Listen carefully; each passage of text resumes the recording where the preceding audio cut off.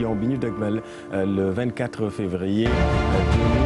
2019 ñuy ànd ci waxtaan wi comme ni ñu koy defee ngoon bu jot ak Souleymane Niang ñu ngi leen nuyu Souleymane. maa ngi lay fay Chérif di nuyu suñu invité yi di nuyu suñu téléspectateurs yi. invité yi wax nga ko ñu ci dalal Arouna Deme nekk rédacteur en chef du quotidien Vox Populi nekk itam vice-président ANPS ñu ngi leen nuyu Arouna. maa ngi leen di fay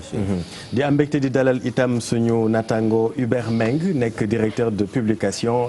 du quotidien Record quotidien spécialisé sport ñu ngi leen nuyu Hubert. maa ngi lay fay Chérif. nuyu Souleymane ak Arouna nuyu téléspectateurs yi. bu ngeen gisee kon ngeen xam ni tey jii dinañu waxtaanee wàllu tàggat yaram sunu thème tey c'est le sport la vision politique des candidats dans le domaine du sport loolu la ñu nar a waxtaanee tey ak sunuy gan dinañ ci ñëw dinañu ànd itam ci waxtaan wi ci kanam tuuti ak maître Babacar Ndiaye di président de la fédération sénégalaise de basket dinañu ànd itam ak maître Augustin Senghor nekk président de la fédération sénégalaise de football muy ñaari discipline majeur mën nañ ko wax ci wàllu tàggat yaram ci Sénégal ñooñu itam dinañ leen jox kàddu gi ñu wax lan mooy seen attente ak seen i priorité lan la ñuy xaar ci nguur gu bees yi nga xamante ni moom moo fi war a toog ci ginnaaw élection yi ñuy dëgmal bu ñu ñëwee rapidement ci wàllu jàngat politique meeting yi yaakaar naa ni clôture yi ci ëpp solo suba la fu mu toll nii lépp li ñu waroon wax nañ ko bu ñu doon def tey ji benn tënk ci lu gaaw bilan politique lan lañ ci mën a jàpp Souleymane. lii ñu mën a jàpp mooy ni candidats yi dem nañ fu ñu mënoon dem yëpp te amul fenn foo xam ne jotuñu faa egg. parce que mënoon nañu ragal ni mu am ay zones yoo xam ne c'est inaccessible même zone Casamance bi. assuré nañ leen sécurité ba fépp fu ñu bëggoon dem nañ fa li ñu bëggoon wax nañ ko ñi ñu bëggoon dajal nañ ko donc foofu bu ñuy def bilan day nekk bilan positif dafa mel ni ku nekk daal dem na fu mu bëggoon dem fi yëpp mu des ni boo jëlee bilan bi tamit li si gën a fës moom mooy violence yi nga xam ne am na ci li xew Tambacounda c'était le plus grave waaye am na yeneen friction yu ndaw yoo xam ne am na fu mel ni dans le Fouta ak yi ni mel waaye ay laale yu ndaw la yoo xam ne gannaaw bakkan yu rot ca Tambacounda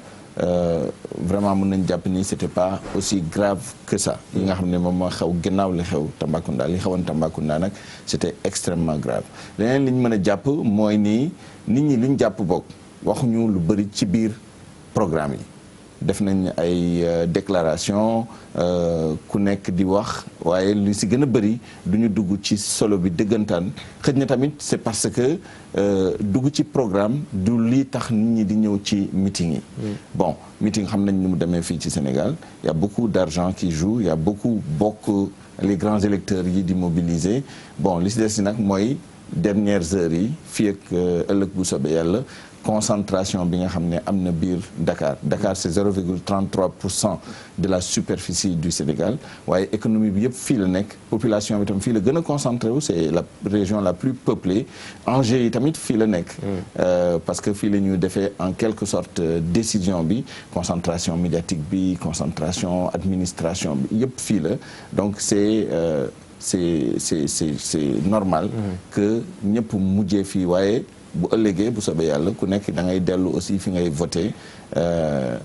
xam nañ ni candidats yi kenn du si voté Dakar. ku ci nekk yaa ngi voté ci benn région. loolu tamit signe bu baax la mais globalement ñu ngi sant yàlla à part les 2 décès yi nga xam ne c'est lié à la campagne c'était pas une campagne trop violente ñu ngi ñaan fii ak ëllëg yàlla def ci sutura ñu bañ ñu démentir ci loolu waaye daal intérêt bi. li nga xam ne ñu ngi ko doon xaar ci campagne en termes d'animation en termes de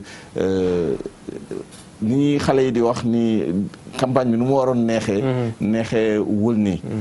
waaye tamit solo bu mu waroon am bi ci contenu yi amu ko man loolu laa tënk daal ñett yooyu moom mooy vraiment les tendances lourdes yi nga xam ne génn na ci campagne électorale bi évidemment ak immixtion maître Abdoulaye Wade. bien sûr déclaration bi mu def bi ak bi mu ñëwee te ba léegi mu ngi manœuvrer. fekk suba xam ñu lu muy def waaye moom tamit élément bu intéressant la ci campagne bi nu mu doxee. dinañ ci ñëwaat Hubert balaa ma lay jox kaddu gi ndax Arouna mooy sunu gan tey ñun ñoo koy dalal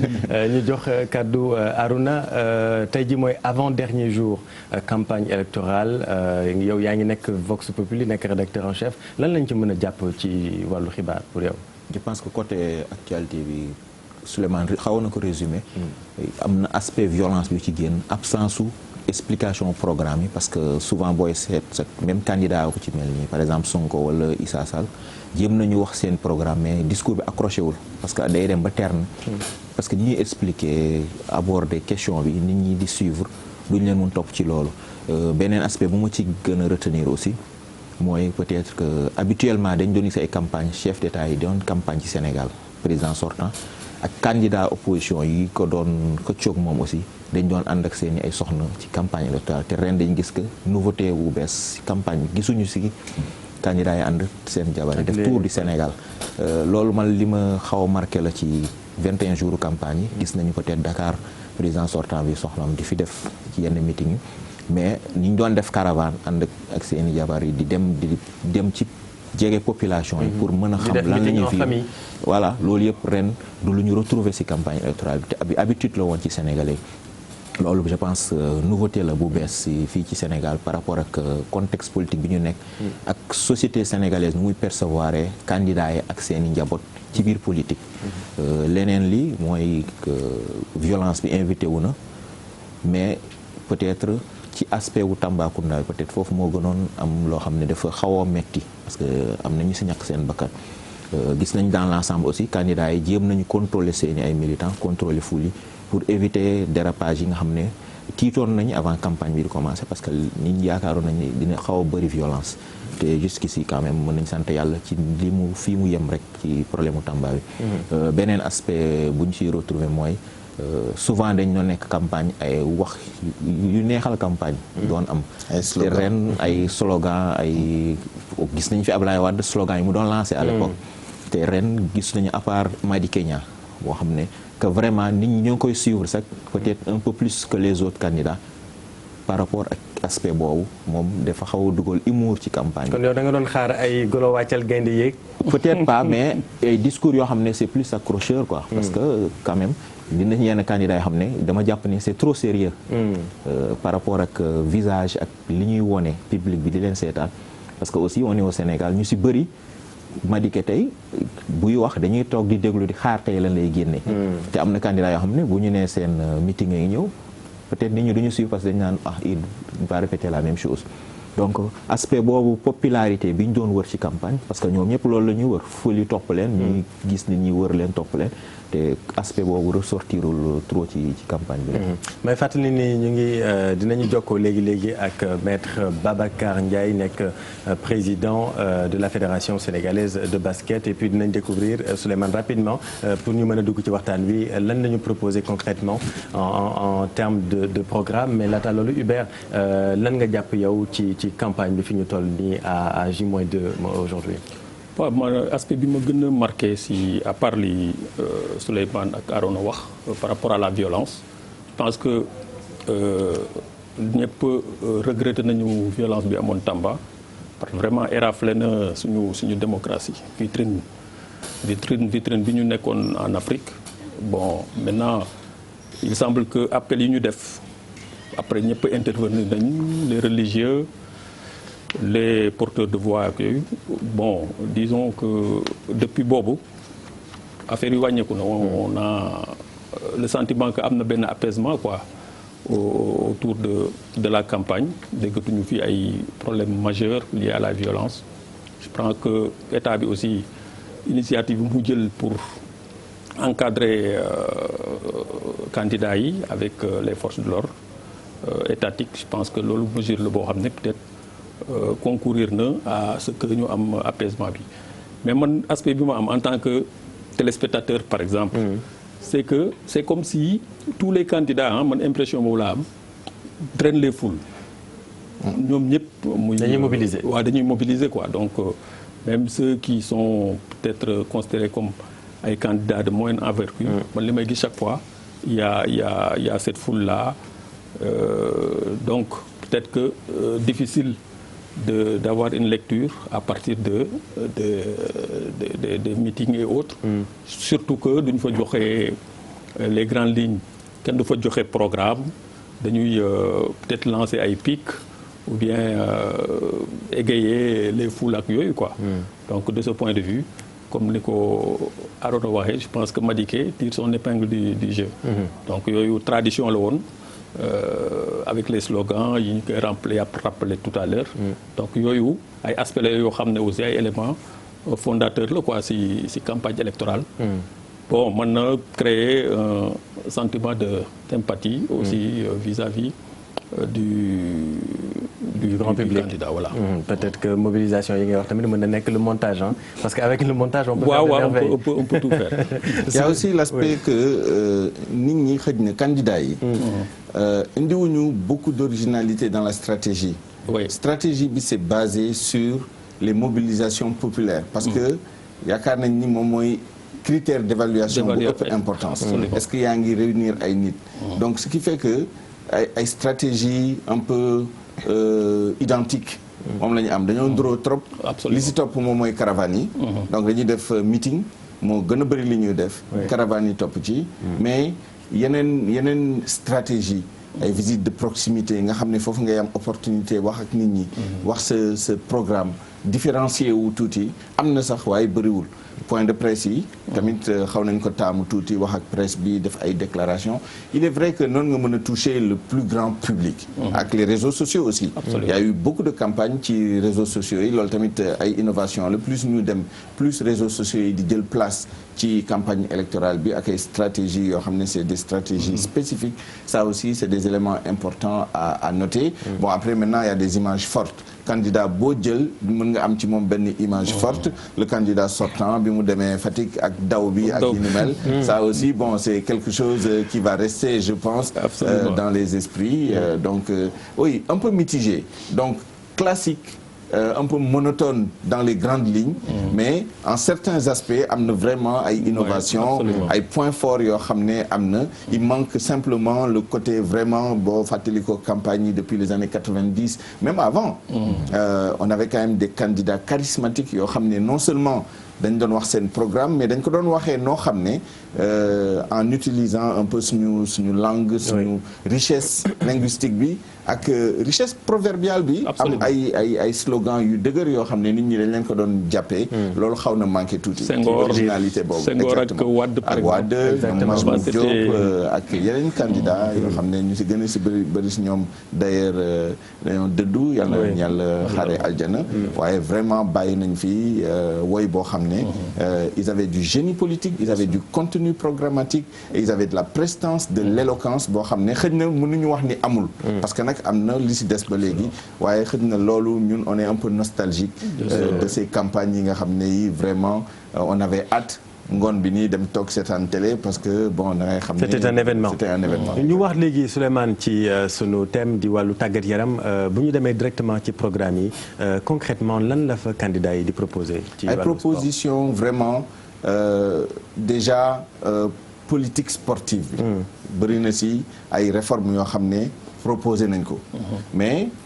sport c'est surtout les infrastructures am na ay promesses yu bëri nag ku ñëw yaa ngi wax ni di nga yokk di nga rénover di nga réhabiliter di nga décentraliser ba nga xam ne fépp foo dem ci Sénégal bu dul stade di nga am benn salle omnisport wala nga am benn aire de jeu wala quelque chose loo xam ne daal nit ñi dinañ fa mën a dem mais lu ma frappé moom mooy effectivement au-delà de l'aspect sportif physique mooy li sport mën a indi ci koom-koom lu mu mën a indi ci cohésion nationale lu mu mën a indi ci tàggat ndaw yi lu mu mën a indi ci citoyenneté loolu yëpp daal nit ñi génnee nañ ko surtout nag li jëm ci sport scolaire ak universitaire tout ça pour dire que évidemment programme yi xaw na nduroo ci lu bëri waaw tur yi ñoom ñooy wuute rek waaye li si gën a bëri daal dans le fond c'est à peu près les mêmes propositions. ci wàllu infrastructure par exemple Arouna ñu ci bëri dinañ ko découvrir ci kanam def nañ ci ay propositions mais fi ñu toll nii est-ce que am na ay jéego yu am solo yuñ ci nguur gi fi génn jot a def. waaw bu dee wax rek ci constat bi ñu def. par rapport ak lii amoon. diggante en réalité 2000 ak 2019 bi ñu nekk évolution bu mag am na parce que dañuy xool ne que avant 2012 am na ay programme stades régionaux yu ñu def pour réhabiliter yenn stades yi nekkoon ci biir réew mi ak programme chinois yi. président Abdoulaye Wade moo ko commencé woon vers 2008 2009 bi Macky Sall ñëwee 2012 continuer na ko si bëri reprendre lañ leen problème bi posé wu mooy problème qualité wu réhabilitation yi. parce que dañu gis ci prend par exemple cas au stade de Pikine. stade Alassane Djigo mooy stade bu ñu njëkkoon réhabilité avec le programme chinois inauguré ko en 2009. mais en 2013 2014 il a fallu recommencer. ça n'a pas tenu 5 ans ça veut dire qu'il y a un problème de qualité. la même chose s'est passée à Elimane Fall à Diourbel. réhabilité nañ ko 5 ans après le stade était devenu impraticable parce que gazon synthétique bi ñu def tenirul or Demba Diop. def nañ fa gazon synthétique bu tenir pendant 10 ans yàquwul. donc ça veut dire que on remet les stades dans un état boo xam ne dina mën tax ñu football ci mais pour une durée très courte avec de gros financements comme ce qui s'est passé à stade Maître Babacar Sy à Saint-Louis réhabilité nañ ko 2 ans et demi après saison des pluies am le gazon synthétique s'est soulevé donc il est fermé aujourd'hui pour encore qu'on recommence à zéro donc day wone que y a une politique pour remettre les stades mais on ne fait pas de stade encore au Sénégal de niveau compétition internationale. Justement. C'est mon grand regret, ouais. C'est ça que je constate. Ça demande énormément de moyens parce que tu ne peux pas faire un stade de dimension standard Coupe du Monde par exemple, bu mën nekk aux normes réelles de la FIFA à moins de 80 ou même 100 milliards de francs CFA. Mais souvent dañuy gis ñuy dépenser 2-3 milliards pour réhabiliter un stade et on fait ce qu'on appelle souvent ce que j'ai vu en Tunisie ñooy stade champêtre comme Alassane Djigo stade Caroline Faye affaire yooyu benn tribune voilà ñoom ñëpp benn tribune couverte un petit tribune u 3-4 000 places on ne peut même pas accueillir 10 000 personnes dans ces stades là donc en réalité c'est pas une politique sportive très bien orientée moi je pense que au lieu de faire un petit stade bu la mënul permettre sax organiser compétition africaine en club recevoir ay match coupe d'Afrique des clubs parce que gis nañu fi ay clubs sénégalais yi qualifié coupe d'Afrique bëgg a jouer seeni stade KAW Rufisque Génération Foot ils étaient obligés de venir recevoir à Léopold Senghor or un club comme Génération Foot même le Jaraaf l'année dernière ils ont été éliminés en partie parce qu'ils jouent à Léopold Senghor terrain bi baaxul stade bi dafa rëy du ñu am public bu ñu fa mën a soutenir ba ñu gagner donc état bi je pense war na recentrer foofu même bu dee am na réalisation yu ñu def je pense que au lieu ngay jël xaalis bi disperser ko def fu nekk benn stade bu ndaw boo xam ne amulul Sénégal njëriñ peut-être sur le plan international mais sur le plan local dina tax jeunes yi am fu ñu compétir ça c'est bien mais nag ñu war a jël projection pour mën a organiser compétition internationale de niveau ba fii ñu nekk nii Sénégal mënul même Léopold Senghor l'équipe nationale du Sénégal joue là-bas mais la réalité c'est que c'est pas un stade aux normes c'est la FIFA qui tolère. Bien sûr. suñu conformé woon à par exemple parking extérieur bi la FIFA dit que dans un stade de compétition internationale on doit dans un rayon de 1 kilomètre 500 avoir une zone totalement dégagée or tout le monde voit que Léopold Senghor à part kër yi ko wër le parking dinañ ci ñëwaat notamment wax nga ko réhabilitation même li ñu jot a tabax arène nationale par exemple 20 000 places te tey jii nii ba léegi gisaguñu combat bu am solo. parce que nekkul aux normes de la lutte. exactement yooyu yëpp dinañ ci waxtaan ci kanam na la ci jox kàddu Hubert ñu dem fekki soxna Fati Dieng moo ñu nar a tasal xibaar yi ñu ngi leen nuyu Fati jërëjëf antenne ba ngoog. Chérif maa ngi lay fay nuyu téléspectateur